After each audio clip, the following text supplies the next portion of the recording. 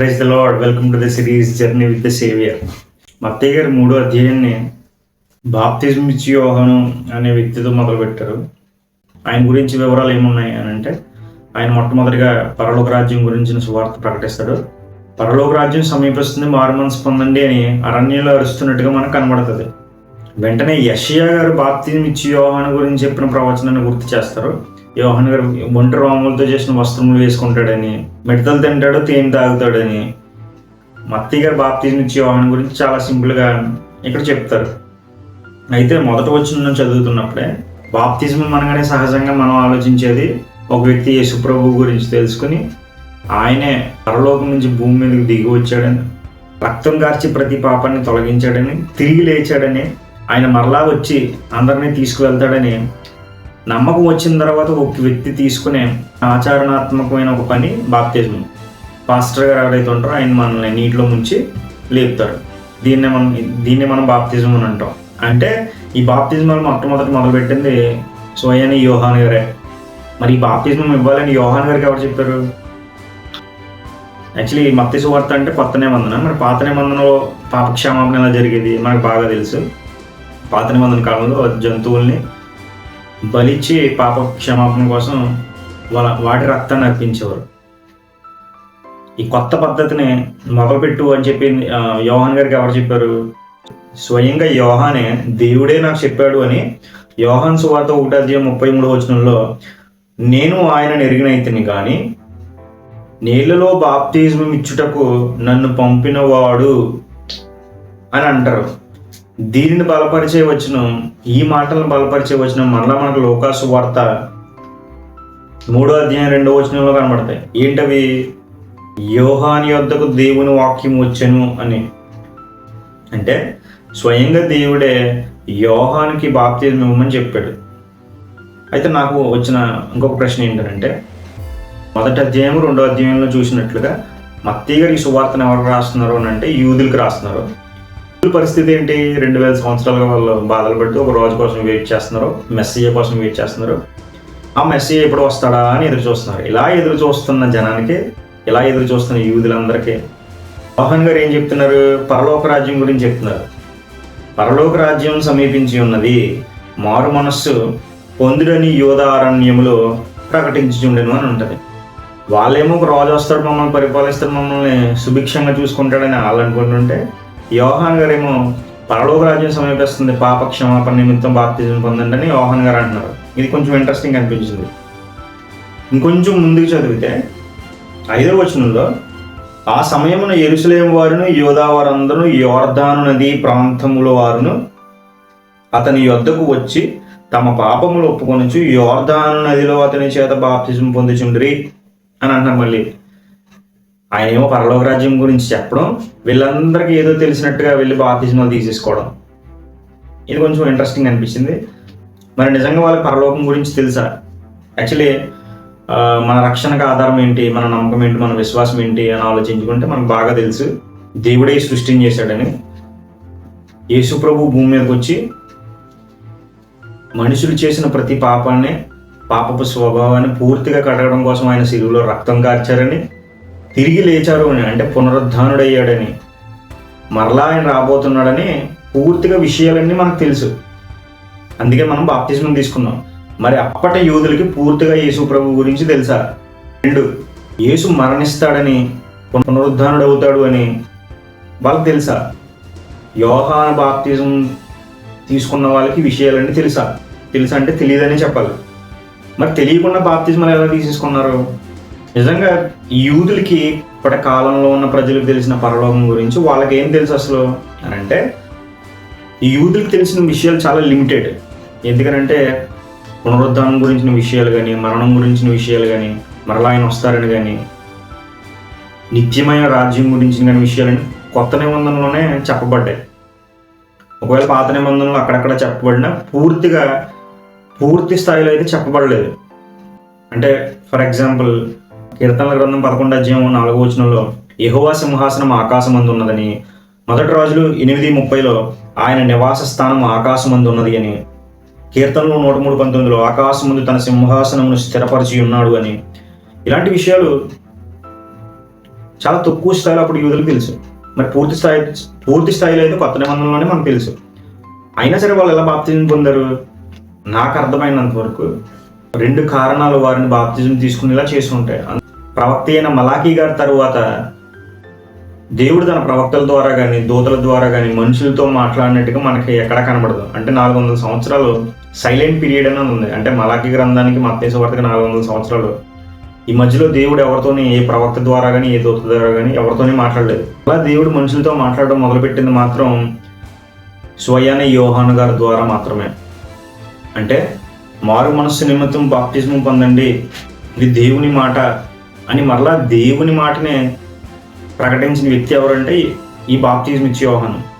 So 400 సంవత్సరాలుగా వాళ్ళకి దేవుని మాట లేక మెస్సియా ఎప్పుడు వస్తాడు, ఆయన చెప్పిన రాజ్యం ఎప్పుడు వస్తుంది, అంటే దావీదు లాంటి పాలన మరలా మేము ఎప్పుడు చూస్తాం అని ఎదురు చూస్తున్న యూదులందరికీ ఒక కొత్త ప్రవక్త కనబడ్డారు, ఆయనే యోహాను గారు. ఆయన సో వెంటనే వాళ్ళు వెళ్ళి బాప్తిజం తీసుకుని ఉండొచ్చు. అప్పుడు ప్రజలు పరలోకం గురించి ఎదురు చూసారా అని అంటే లేదనే చెప్పాలి. వాళ్ళు ఏమి ఎదురు చూశారు? రాజకీయ విముక్తి కోసం చూశారు. అప్పటికే రోమా ప్రభుత్వంలో వీళ్ళు చాలా నలిగిపోయి ఉన్నారు. దావీదు వంశం నుంచి ఒక రాజు రావాలి, ఈ రోమా సైన్యాన్ని ఓడించి ఇశ్రాయేలుకి రాజుగా మారి ఈ శారీరకంగా విముక్తి కలిగిస్తాడు అని యెరూషలేములో శాంతిని, న్యాయంతో కూడిన స్వర్ణ యుగాన్ని స్థాపిస్తాడని చాలా మంది అభిప్రాయపడ్డారు, చాలా మంది ఆశించారు. సో యోహాను చెప్పిన పరలోకం దేవుడు వచ్చి భూమి మీద స్థాపిస్తాడని వాళ్ళు భావించి ఉంటారు. సో ఈ పాలనలో భాగం అవ్వాలంటే ప్రజలు పరిశుద్ధంగా ఉండాలి, అదే యోహాను బోధిస్తున్నాడు అని అనుకుని ఉండొచ్చు. అందుకనే ఇంతమంది వెళ్ళి బాప్తిజమాలు తీసుకుని ఉండొచ్చు. రెండో విషయం, పాత నిబంధనలో కూడా ఇటువంటి బాప్తిజమం పోలిన ఒక ఆచారం ఉంది. ఏంటది అని అంటే మీక్వే, నీటి శుద్ధీకరణ ఆచారం. ఈ నీటి శుద్ధీకరణ ఆచారం అంటే ఏంటి అంటే పాత నిబంధన గ్రంథంలో, పాత నిబంధన కాలంలో యూదులు ఏదంటే దేవుని పిల్లలైన వారు దేవుని ఆరాధించాలి అని అంటే శారీరకంగా చాలా పవిత్రంగా ఉండాలి.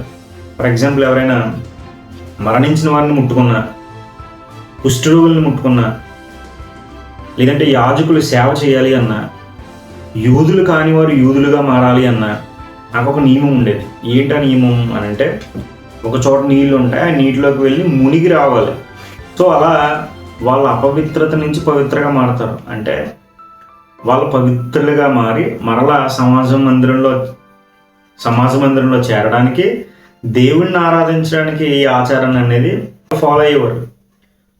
మనం దగ్గరగా అబ్జర్వ్ చేస్తే బాప్తిజమం కూడా నీటిలో మునిగి లేవడమే. సో సంవత్సరాలుగా వీళ్ళు ఫాలో అవుతున్న ఈ ఆచారాన్ని యోహాను గారు ఒక కొత్త పద్ధతిలో అవలంబిస్తున్నారు.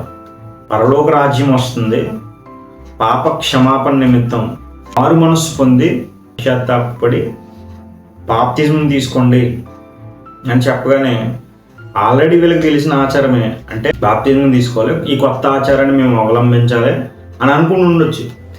అందుకనే బాప్తిజం తీసుకుంటారు. ఈ విధంగా వాళ్ళకి 400 సంవత్సరాలుగా దేవుని మాట లేకపోవడం, బాప్తిజమాన్ని పోలిన ఆచారం ఆల్రెడీ పాత నిబంధన కాలంలో ఉండడం.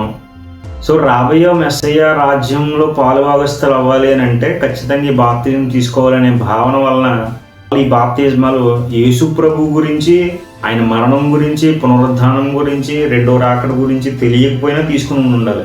ఈ ప్రజలతో పాటు ఇంకా అక్కడికి ఎవరు వచ్చారని అంటే 7వ వచనంలో మనకు కనబడుతుంది, పరిసయ్యులు సద్దూకయ్యులు కూడా బాప్తిజం తీసుకోవడానికి వచ్చారు. ఈ పరిసయ్యులు సద్దూకయ్యులు ఎవరు అనేది నేను తర్వాత వీడియోలో చెప్తాను. అయితే బాప్తిజం ఇచ్చిన యోహాను వీళ్ళకి మాత్రం సర్ప సంతానమా, మారు మనసుకు తగిన ఫలితం ఫలించడి, మీకు బుద్ధి ఎవడు చెప్పాడు అని తిట్టిపడేస్తారు. ఇక్కడ వాళ్ళని ఎందుకు తిట్టినట్టు? వాళ్ళు నిజంగా దేవుని పనినే చేస్తున్నారు, ధర్మశాస్త్రాన్ని అవలంబించేలా చేస్తున్నారు. ఇంకా ఆశ్చర్యంగా మీరు అబ్రహాం సంతానం అని అనుకుంటున్నారేమో, రాళ్ళ వాళ్ళని కూడా పిల్లల్ని పుట్టించగలని ఒక చొరకోట అంటిస్తారు. మేబీ వాళ్ళు కూడా అనేక మంది యెరూషలేం అంతటి నుంచి, యూదా ప్రాంతం అంతటి నుంచి ప్రజలు ఎక్కువగా ఈ యోహాను ఇచ్చే నీటి బాప్తిజమాన్ని తీసుకుంటున్నారు, ఇది ఒక కొత్త ఆచారం, మేము కూడా తీసుకోవాలి అనుకుని వచ్చి ఉండొచ్చు. మేబీ అబ్రహాం పిల్లలు మనం అనుకుంటూ మేము పరిశుద్ధులు, మాకు ఏం అవసరం లేదులే అనే ఉద్దేశంతో ఒక ఆచారంగా దాన్ని తీసుకోవడానికి వచ్చి ఉండొచ్చు. అందుకే వాళ్ళని అంతలాగా యోహాను గారు మాట్లాడి ఉండొచ్చు. చివరగా ఈ బాప్తిజం ఇచ్చే యోహాను గారిని ఎలా చూడాలి అని అంటే ఒక బ్రిడ్జ్ లాగా చూడాలి. ఎందుకు అని అంటే పాత నిబంధన కాలంలో పాప క్షమాపణ నిమిత్తం జంతువులు బలిస్తే కొత్త నిబంధన ప్రకారం మనుషులు రక్షించబడాలన్నా, పాపాలు క్షమించబడాలన్నా యేసు దగ్గర ఖచ్చితంగా రావాలి. అయితే మరి కొత్త నిబంధన మొదలవ్వాలి అని అంటే ఈ పాత నిబంధనని కొత్త నిబంధనని కలిపే ఒక బ్రిడ్జ్, ఒక వారధి ఖచ్చితంగా కావాలి. అదే మన యోహాను గారు. అందుకే ఈ యోహాను గారు ఏం చేస్తారంటే, అప్పటి వరకు పాత నిబంధన ఆచారాలు ఫాలో అవుతున్న యూదులకి కొత్త నిబంధన రాబోతుంది, అందులో మనం ఉండాలి అని చెప్పి వాళ్ళందరినీ సిద్ధపరచడానికి నీటి బాప్తిజమాన్ని యోహాన్ని ఇవ్వడం మొదలుపెట్టారు. చివరిగా యూదులు యేసుప్రభు గురించి పూర్తిగా తెలియకుండానే, ఆయన ఇంకా మరణం కాకుండానే, రక్తం చిందించకుండానే యోహాను గారి ద్వారా బాప్తిజం పొందారు. మరి ఆయన బాప్తిజం చెల్లుబాటు అవుతుందా అవదా? చెల్లుబాటు అవుతుందా అవదా అని అంటే ఖచ్చితంగా అవుతుంది. ఎలా చెప్పచ్చు అని అంటే, దేవుడే స్వయంగా యోహానికి మారు మనసు నిమిత్తం బాప్తిజం ఇమ్మని చెప్పాడు.